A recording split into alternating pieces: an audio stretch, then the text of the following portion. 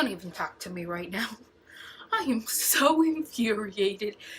You don't even understand. So hello internet. Now you may be wondering, why does this particular one look a little different? Like you have a different haircut. I happen to be wearing the same shirt and have basically the same makeup, but I have tried to film this video before. I was successful. I edited this video. I even uploaded this video. So a few of you may have already seen this. I don't know. It was only up for like 5 hours or so. But then I had a problem. I was trying to upload another video, my very last one, but the internet connection was shit. So instead of uploading it to YouTube like it was meant to, it just kept sorta uploading it, which kept backing up tons of files of the same name. So I gave up, and this morning I decided, okay, let's try again. However, when I opened YouTube Studio, there was like 5. So I was like, let's delete all the old ones, let's just get rid of all the information, and then we'll upload this video one last time. Now in the process of deleting all the garbage that accidentally got uploaded yesterday because the internet was being shit to me, I deleted this video. My wrap-up that surrounded the NEWT potions exam. And I had already deleted the original video and all the backups because I had been done, and I don't want to hold up all that space on my phone, and I thought it was over. And there is no way for me to recover it, so now I'm in the process of telling you again what I read. And you know, I could have just left it deleted. I could have just moved on. I mean, they're already like 2 months late. But I don't care, and I'm stubborn, and this is going to happen. So, this is the new video for my NEWTs Potions readathon. There were 3 prompts. You know the whole gist. But if you watch the original and you're wondering, you probably don't even notice because I'm going to use the same thumbnail, okay, that originally was supposed to happen. But if you looked at the thumbnail and then you're looking at me and you're like, did you cut off all your hair between scenes? No, I filmed these like a month ago. Originally, I was just super lazy on editing, and now I have to do this.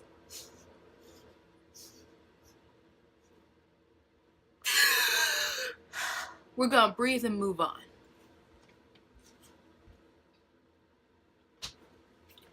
Alright, so the first prompt for the first book was to read a book that fulfilled the acceptable, and that was, I read Astonishing Color of After. This was to read a book with a color in the title, which I didn't mention. And I know Astonishing Color of After technically doesn't have a title in the cover if you're thinking like a lame-o and just going with normal ways. But technically, the grammatical of the title of this book is saying after is a color of after. After, therefore, grammatically, is the color in the title. So, under all technicalities, there is a color in the title. This color is called after. I am Slytherin, I make it so. Therefore, I fulfilled the prompt. Also, the word color is in the title, and throughout the whole of this book, this main character describes everything in colors. Not like objects, but feelings. She'll say things are like, he felt and spoke like a burnt orange. I felt like cool magenta.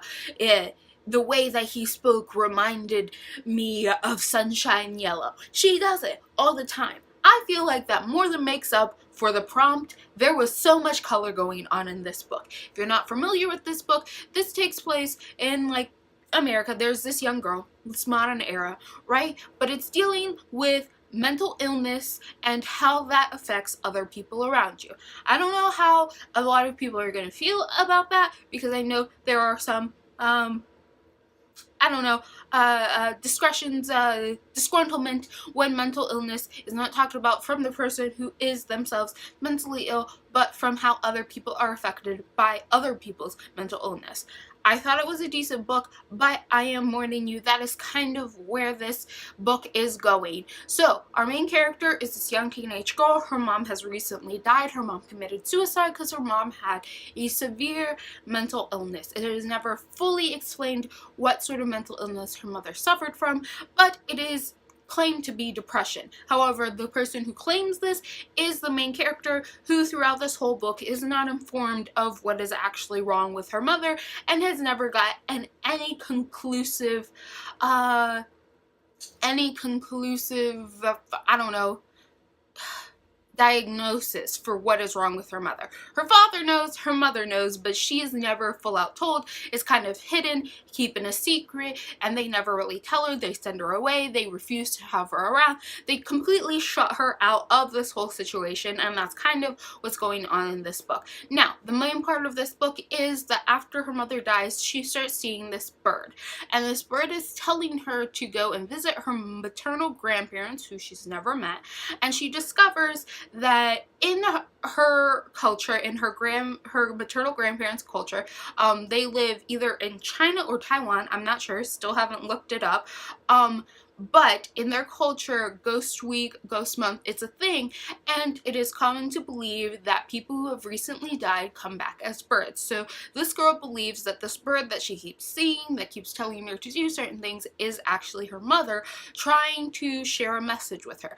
So she goes to Taiwan, or China, I'm not quite sure. I know there's a difference. I know. I am so sorry. Like, I don't remember, but she does go to visit her grandparents, and while she is there, it's like a magical realism book. So she looks at this bird mother, she tries to find her bird mother, and she starts to discover memories and stuff in the past. So there's the present timeline where her mother is dead, where she is trying to deal with this death, deal with why her mother committed suicide, try to figure out what her mother's message is.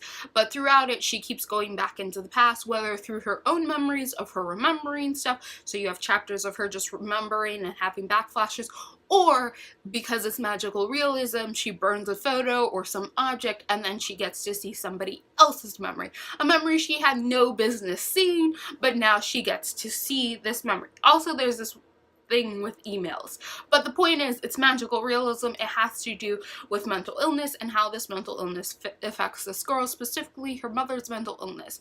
I like this book well enough. I thought it was a pretty decent book. I did not really like the father figure of this book. I thought he was a piece of garbage. He wasn't like abusive or horrible, but he was just not great. He was like verbal guilt parent abusive, which I've experienced and not really a fan of, and I just didn't think he was like the best dad in the world, especially when it came to excluding her from her mother's illness and her wanting to help.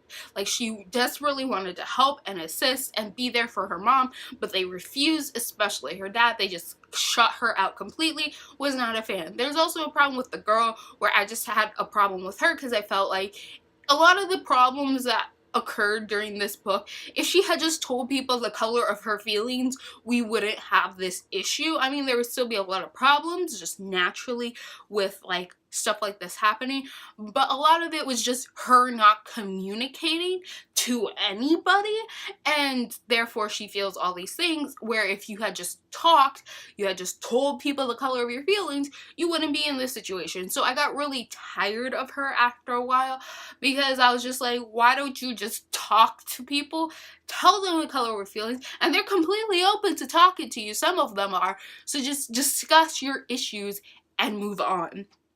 So then the second one for exceeds expectations was to read a book with a male lead. Here, a male lead. Here I read Outcast Volume 2. This is about a man who has a horrible, shitty life. He finds out the reason why he has a horrible, shitty life is because there's something in his blood, whatever type of human or being he is, that really attracts demons to him. So demons have a tendency of appearing and possessing the people around him, which really like ruins his life, because no one believes in demons, but then all the people around him end up getting possessed, acting crazy, and then he has to defend himself.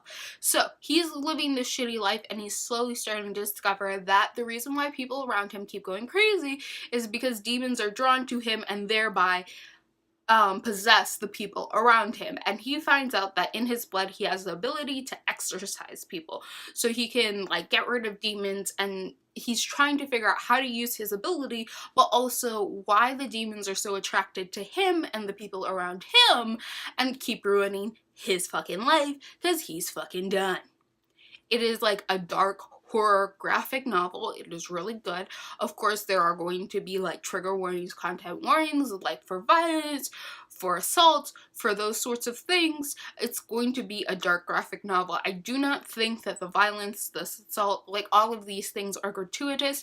They're never like they're not gratuitous in a sense that if you really can't handle those things, like really, really, really can't handle, like there's not like all of that. Basically, if you can watch like action movies with like semi-violence and stuff like that, you could probably handle this graphic novel, but I do want to give you a warning that it is in there. It's just not, in my books, a gratuitous amount. It's a good amount. It's a decent amount. It makes sense. Especially it is a horror kind of thriller graphic novel, so it comes with all the warnings you would expect with that genre. And then the last book that I read was for outstanding. That was to read a book that had 350 pages or more, and this I read the last book in Emma Foreman's series, Adventurers Wanted, which was The Acts of Sundering. This is technically not supposed to be the last book. This was supposed to be like a 7 to 12 book series, but because Emma Foreman had a stroke when he was writing this particular book, it took so long for this book to come out, and now this book is going to be the official last book simply because of health issues. He is not going to be able to continue to write. I am really sad about that. Like, I completely understand. Take care of your health. It's way more important than any entertainment I would get, but I am still really sad that this is the last book. So I finally read it, and now I'm just kind of like really sad over the whole thing, because even with this book you could see that although Emma Foreman tried his hardest to wrap up as much as he could, there are still a lot of plot points and stuff that we're never really going to get an ending to, that were mentioned in previous books, and even ones that were mentioned in this book where you can sorely feel that there's supposed to be more, but unfortunately, due to health reasons, there's not going to be. So The Acts of Sundering follows Alexander Taylor, and in this book he has his first official wizard mission. Most of the adventures he go on are just accompanying someone or saving someone, but this one is for the wizard realm, the wizards. He's going on a special wizard mission, and we're going to learn about the dark wizards that have kind of been sprinkled through the other books,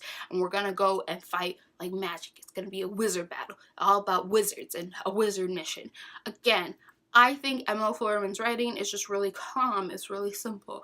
It has like action and all this sort of drama and stuff going on, but it's like the calm version, right? It's just calm, you have a good time, you're enjoying yourself. It's just really good and fun. I feel like the whole Adventurers Wanted series is just like a calm, good time fantasy book. There's nothing too strenuous, nothing that's gonna give you anxiety attacks. You're just gonna like it and enjoy it, and I think that is a good thing. Like, I love my drama-filled books, but I definitely love when a book can just be a lot of fun to read, and there's nothing strenuous about it. I can just have a good time reading it, enjoying it, processing it, all of that sort of stuff. So, I did like this book. I wish there was more. Unfortunately, there's not going to be. I'll just have to reread these 5 books and then pretend like there's more. Like, freaking, this should have been that's the thing. It's like, it should have been a 7 to 12 book series. That means we're missing like 2 to 5 books or something. I don't know. I don't do math. I have an English degree. I don't do math properly. I could probably try, but you know what? No. So that is that. Again, I had to refilm this because I was a fucking idiot and accidentally deleted the first original one. But I just really wanted to talk about my books, and I'm stubborn. So even though I take forever to do the things I'm supposed to be doing, I hate when the things that I want done do not happen the way that I want them to. So I very rarely give up. And I just go through the trouble of redoing something, which is why you're getting this here. But I did read a lot of books, and I wanted to share my experience with the books mainly because all of these 12 videos that I'm putting are kind of like mini reviews on books as well. So if anything, if you just don't care about what books I'm reading, you are getting mini reviews from books that you could potentially enjoy, which I think has value other than just me bragging that I read a lot of books. You are hearing mini reviews of books, and potentially you can enjoy or not enjoy these books on your own behest. So that is it for this. Click all those buddy buddies down below, and goodbye, Internet.